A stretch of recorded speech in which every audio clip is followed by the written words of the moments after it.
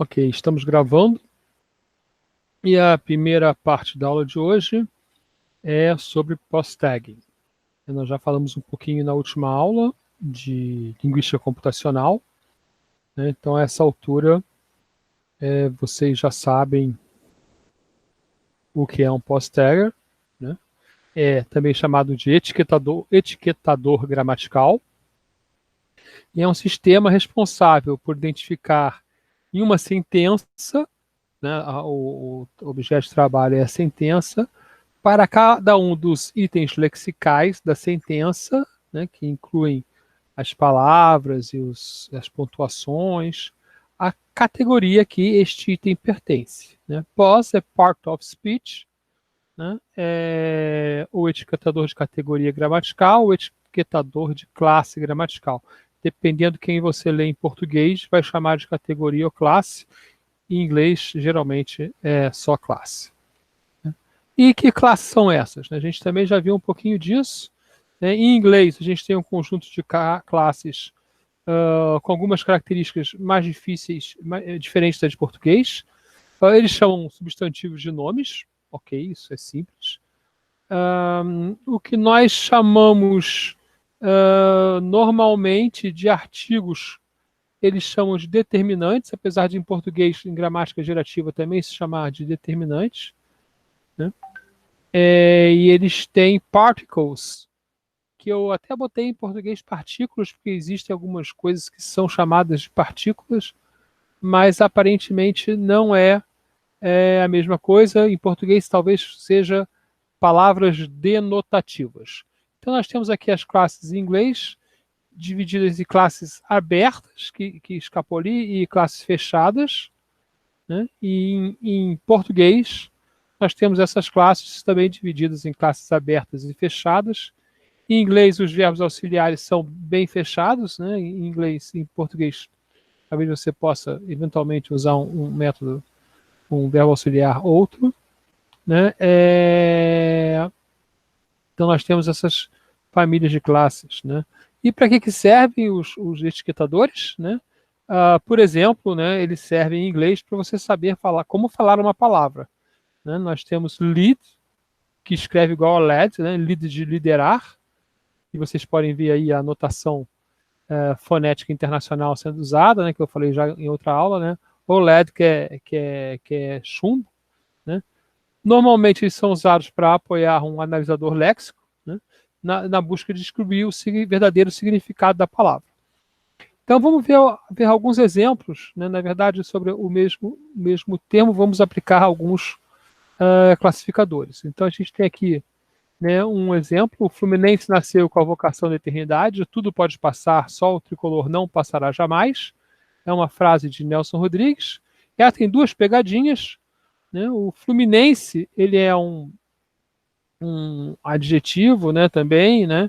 E tricolor também é um adjetivo, estão sendo usados aí como substantivos próprios.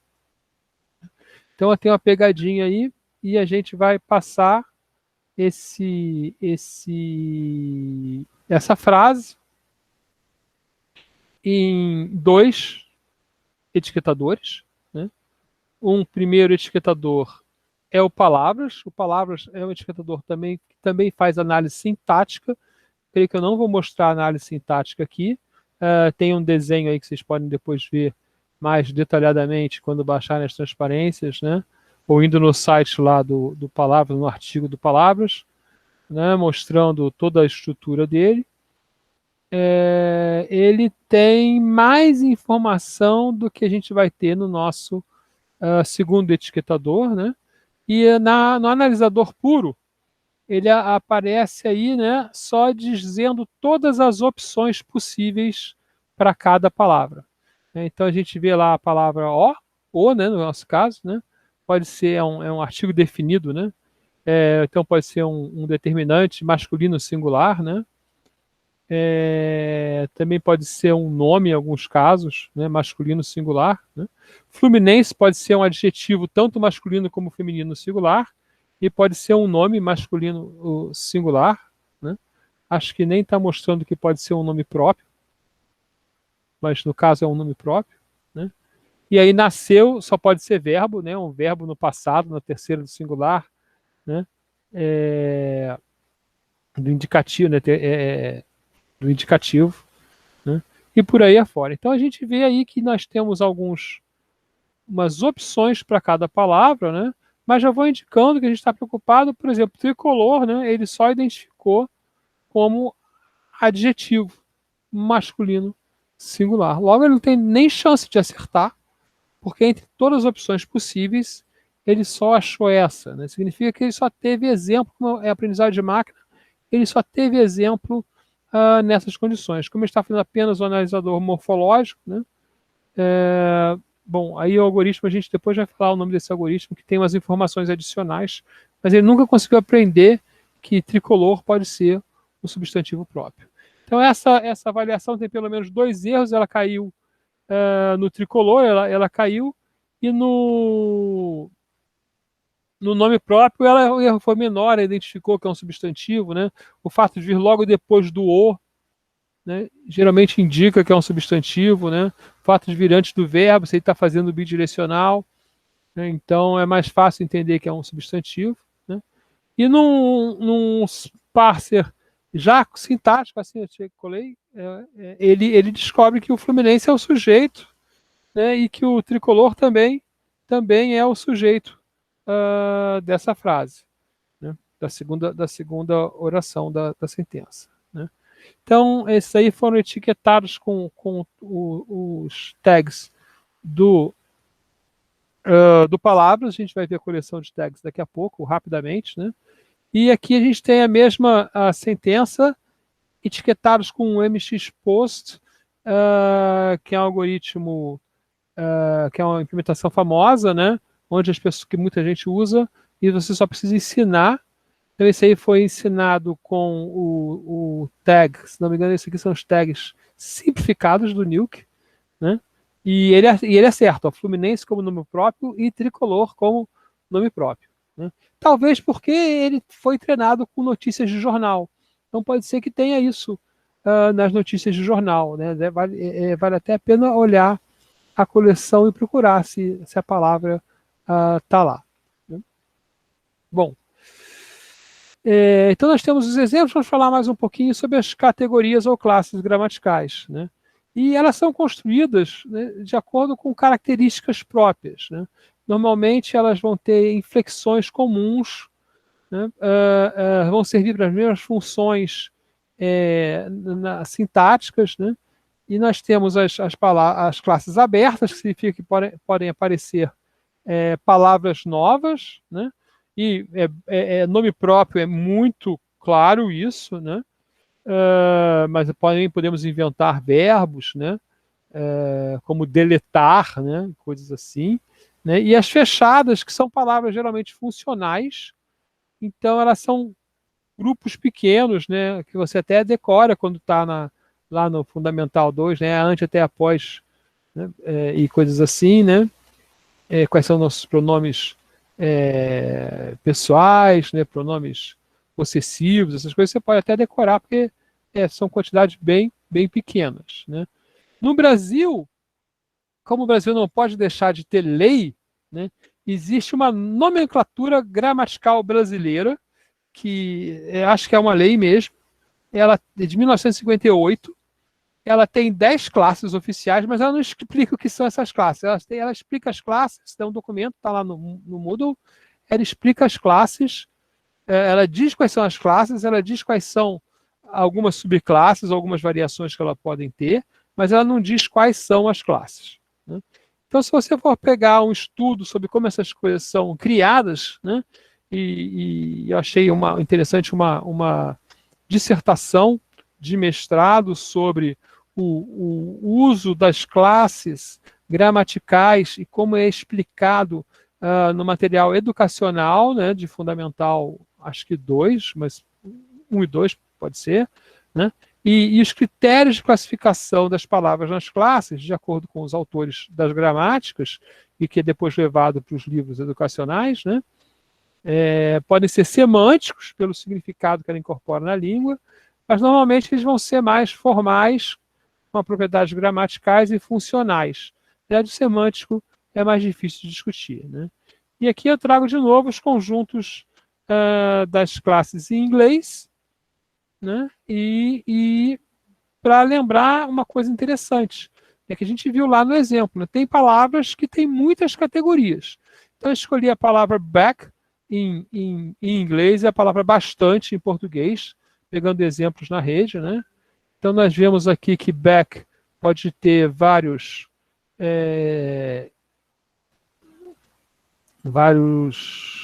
categorias que vai variando o significado, né? Até significados totalmente diferentes. E bastante também que tem significados parecidos, mas tem o interessante que bastante pode significar suficiente ou demais, né? É interessante também. Mas para aparecer como substantivo, adjetivo, de dois tipos, como pronome, né? No lugar de muitos, né? E como advérbio. Né? E lá o back como advérbio, como particle, que é invariável, né? Como verbo de dois tipos foi classificado, como substantivo e como adjetivo. Então, back, na verdade, é uma das palavras que tem mais classes gramaticais, né? Ele parece que ele navega em quase todas as classes importantes. Ele é substantivo, verbo, adjetivo e substantivo, e advérbio, né?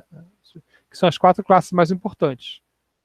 Né? E determinantes, que é uma classe fechada, ele não é determinante. Pelo menos eu não achei nenhum exemplo de back como determinante. Né? Outra coisa que é importante saber é a seguinte, né? Cada vez que você vai trabalhar, você tem com a avaliação, né, com post-tagger, né, com a part of speech, com a etiqueta. Só um segundinho, gente.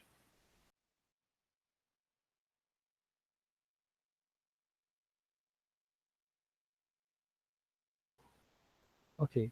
Voltando aqui. Então, nós temos que agora trabalhar sobre os tag sets. E a ideia é a seguinte: cada vez que você vai usar um etiquetador, você vai provavelmente usar um tag set diferente, depende da formação teórica dos linguísticos, da opções teóricas dos linguísticos, ou da opção que você tem na sua coleção. Então, o tag set certamente mais famoso é o tag set do Pen Treebank, está errado aqui, né? Treeback, é Treebank, né? Que é razoavelmente grande, né? Eu botei a maneira de taguear na mão do Treebank é muito explicada, né? Você tem esses documentos na rede, então você tem regras para taguear, um manual de regras para taguear na mão, e você tem coleções tagueadas na mão e coleções tagueadas automaticamente. E a gente vê aí, por exemplo, né, só olhando o verbo, né, nós temos o verbo na sua forma base, no passado, no gerúndio, no passivo passado, fora da terceira pessoa do singular, na terceira pessoa do singular. E isso tem um pouco de relação também da disponibilidade de formas na língua inglesa. Né?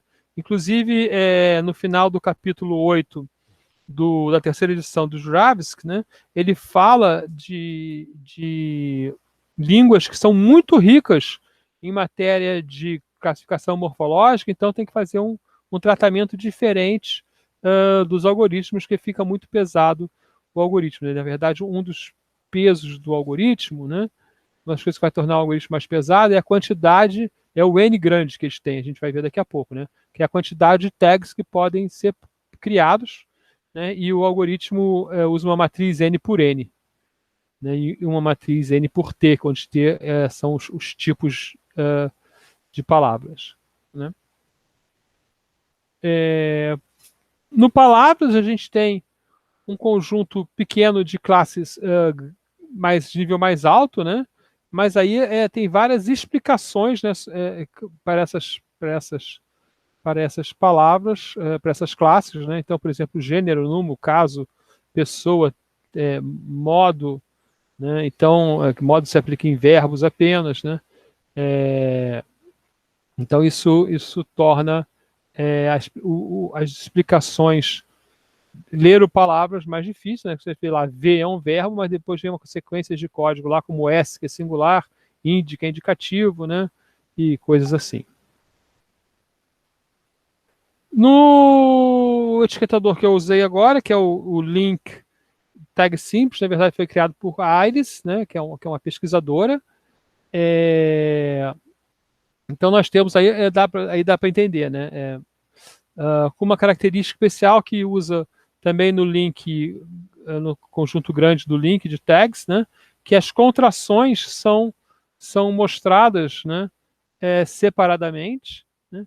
Mas se você analisar a maior parte das contrações, né? Elas vão ser de conjuntos, classes finitas, né? Apesar de aparecer lá advérbio com preposição e coisas assim, elas, a maior parte vão ser classes finitas que vão aparecer, né? No final tem residuais, e tem várias coisas no residuais, como regionalismos, palavras estrangeiras, símbolos especiais. Então tem umas classezinhas extras para você usar. E existem outras etiquetas que podem ser usadas com outros motivos, como etiquetas secundárias, para ter uma classe e uma subclasse, né? Valência da palavra, se é positivo, se é negativo, e de significado também, de semânticas. Tá? Bom, então, vendo isso, né, vendo os exemplos, principalmente nosso exemplo lá do Fluminense e do Tricolor, né, ou back e o bastante, bastantes, né, é interessante que bastante, quando é advérbio, ele não vai para o plural, né, porque advérbio não varia, né, mas quando ele é substantivo e adjetivo, ele pode ir para o plural, né, deve ir para o plural, então tem que saber usar a palavra, né, isso é uma coisa na geração de texto, por exemplo. Bastante pode ter plural ou não, dependendo da classe que ele está. Então vamos lá. Então nosso verdadeiro problema é o seguinte: a tarefa de etiquetagem é o processo de assinalar com um marcador de classe gramatical ou qualquer outra etiqueta de seu interesse a cada palavra de um corpus, né? Ela é similar a você achar a classe do léxico num compilador de linguagem de programação. Só que ela é mais difícil porque há mais ambiguidade, né? Geralmente a gente resolve esse problema de ambiguidade bem no iniciozinho, quando há uma linguagem de programação, né, definindo primeiro as palavras reservadas, aí nenhuma outra coisa pode usar aquela palavra reservada, depois a gente divide o que é um nome válido, né? E por aí, e o que é um número válido, então as nossas classes são bem pequenas na linguagem de programação. A entrada para a etiquetagem é uma cadeia de itens lexicais, né, e um conjunto específico de etiquetas, que às vezes ele é implícito, né, porque está guardado em alguma base de dados suas, né? E a saída é uma associação dessas etiquetas aos itens lexicais, né? Então, as palavras, na prática, e as pontuações, mas as pontuações geralmente recebem uma etiqueta dizendo que ela é ela mesma, tipo ponto, a gente diz que é um ponto, né? Elas são associadas, e o desafio verdadeiro é vencer as ambiguidades, né? Então, a gente tem aqui um exemplo, né? Uma entrada, plays well with others, né? E com alguma ambiguidade, né? Então, a gente tem lá plays, né? Como está com letra maiúscula, né? Ele acha que pode ser um nome próprio, né? Mas também pode ser um verbo, porque play é um verbo, né? O well pode ser várias coisas, inclusive um adjetivo, né? Pode ser um nome, né? Um poço, né? Chama well, né? With é sempre essa classe in, e others é sempre um substantivo simples, né? Então a saída, né?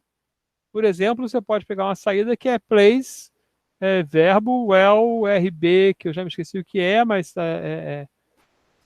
tá certo, eu acho, in others, né? Com os tags do pre-treeback. Então, nossa questão aí, né, é que plays não era um nome, era um verbo conjugado, né? Então, ele acertou, né? E esse é o problema real que a gente tem que fazer, né?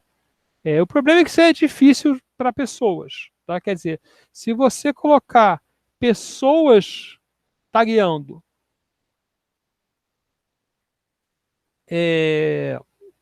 sentenças com a classe gramatical, elas vão concordar em 98% das vezes.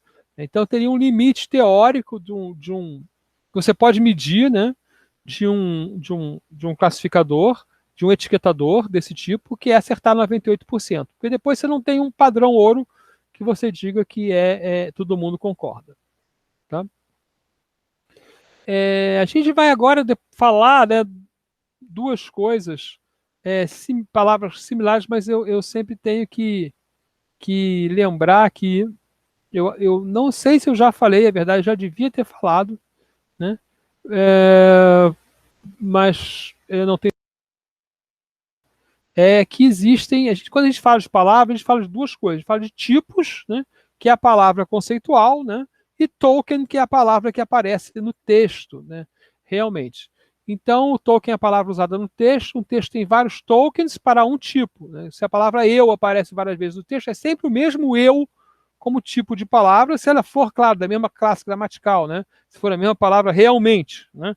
Porque back a gente já viu que tem vários tipos, vários significados de back, back está em várias classes gramaticais, e todos os tokens vão se repetir lá, mas o mapeamento já vai ser N para M. Né? A maior parte dos tipos são não ambíguos. Tá? Isso é uma verdade. A maior parte dos tipos são não ambíguos. A maior parte das palavras, conceitualmente falando, elas não tem ambiguidade nenhuma. Né? Ou seja, quando você pega lá helicóptero, né, a gente pode considerar que ele é só um substantivo comum. Né? Apesar dos segredos de helicóptero, não, sei lá, segredos de liquidificador, né? Podia ter usado liquidificador, né? Lá da música do Cazuza, segredos de liquidificador, né? Então a gente tem essa questão, porém, quando você bota no texto, muitos tokens são ambíguos. Então nós usamos as palavras ambíguas muito mais vezes do que elas são no nosso dicionário. Né? Então aqui é um exemplo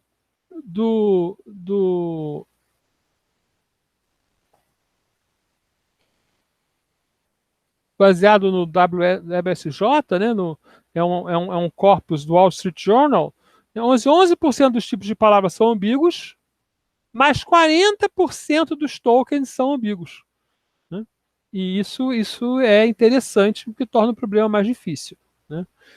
E nós, então, também podemos, para um etiquetador, projetar um, um desempenho, né? E esse desempenho é o seguinte, né? O algoritmo mais simples possível é você, quando chega numa palavra, num token, e ele é ambíguo, você escolher a classe mais provável. Né? Só a priori, né? Usando a probabilidade a priori. E esse classificador já atinge 90%. Né? Então, essa é a nossa baseline. Tá? Quer dizer, se você atingir menos de 90%, você é muito ruim. Ok? A acurácia disso, por exemplo, o WSJ, para o Wall Street Journal, para a base do Wall Street Journal, é de 92,35%. Tá? Os algoritmos mais sofisticados chegam a 97, 97 e pouco, 97,2, e aí 98 é o máximo possível. Né? E aí a 97,2, 97,3, isso na verdade não faz muita diferença, porque esse valor é estatístico, né?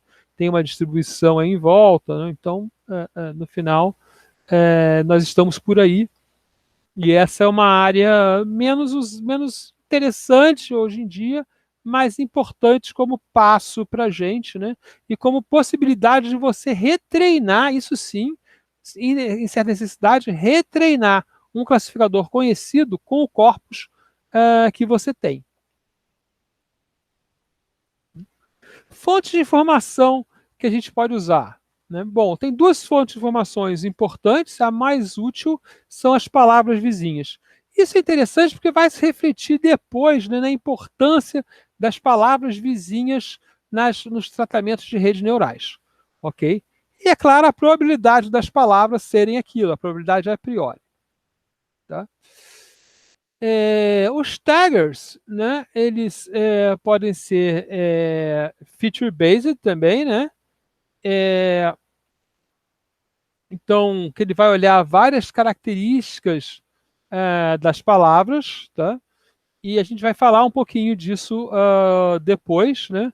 Usando um tag de entropia máxima, se bem que não é o algoritmo principal que a gente vai tratar, porque todos os outros vão ser, a gente não vai entrar nos de rede, e todos os outros vão se reduzir depois a um problema que usa o mesmo algoritmo, que é o de Viterbi, para HMM, né? Então nós estamos ali, várias features para ser a palavra, qual é a palavra propriamente dita, né? Se ela é se a primeira letra dela não é capitalizada, né? Se tem prefixo, né? Se tem sufixo, se tem capitalização, qual é a forma, tem coisa que chama word shapes, né? Então aqui você tem um word shape simples, né? Que é uma palavra 35 tracinho year. Então é D, que é uma sequência de números, word shape simples, e year, que é uma sequência de letras, né? Então essas coisas levam a gente a acreditar que sejam certas classes daí do Penn Tree Bank. E aí você, a partir disso, né, você considerando, você pode fazer o seguinte, né, usar qualquer sistema de aprendizado de máquina discriminatório. A gente vai ver a diferença daqui a pouco, né? Mas basicamente nós estamos trabalhando com dois tipos de modelos sempre. Os gerativos, que tentam encontrar o modelo que gera, né, aquela saída, aquela observação, e os discriminatórios, que olham direto para a observação e vê quais são as features mais interessantes para uma classificação. Tá? Uma questão, maneira de medir o comportamento do etiquetador é você medir a acurácia dele entre as palavras conhecidas, ou seja, que apareceram pelo menos uma vez no seu conjunto de teste de aprendizado, né, no seu corpus de aprendizado, e desconhecidas. Tá? Então, basicamente, né, se você usar simplesmente o tag mais frequente para aquela palavra, a gente já falou, vai atingir 90% nas conhecidas. Nas desconhecidas, você vai dar um chute, né? E o chute, basicamente, pode ser substantivo, né? Ou substantivo próprio, e você vai acertar provavelmente 50%. Né? Usando trigramas e cadeias ocultas de Markov, você atinge 95%, mas se você não multiplicar nada, vai continuar com o número baixo para desconhecidos. Né? A entropia máxima, né, você já vai aumentar ali o desconhecido, porque o algoritmo inclui um tratamento para as palavras desconhecidas, né, como o Mentagger também, né, e todos os outros. Na verdade, eles não são só esses algoritmos, todas essas propostas, o autor incluiu um tratamento especial para as palavras desconhecidas. Tá? Não é que não seja possível no HMM, né? No TNT, que é o HMM++, por exemplo, ali, tem. Então, para melhorar os resultados do aprendizado supervisionado, né, duas táticas, porque basicamente todo aprendizado ele é feito no Tagger, ele é feito da esquerda para a direita, toda decodificação, quer dizer, toda decisão de qual é a palavra. Né? Ele é feito da esquerda para a direita, significa, se eu sei qual é o último tag, e se eu sei qual é a palavra emitida, então eu posso dizer o tag aqui. Então, se eu melhorar os meus features, por exemplo, eu posso pegar as duas últimas tags, né?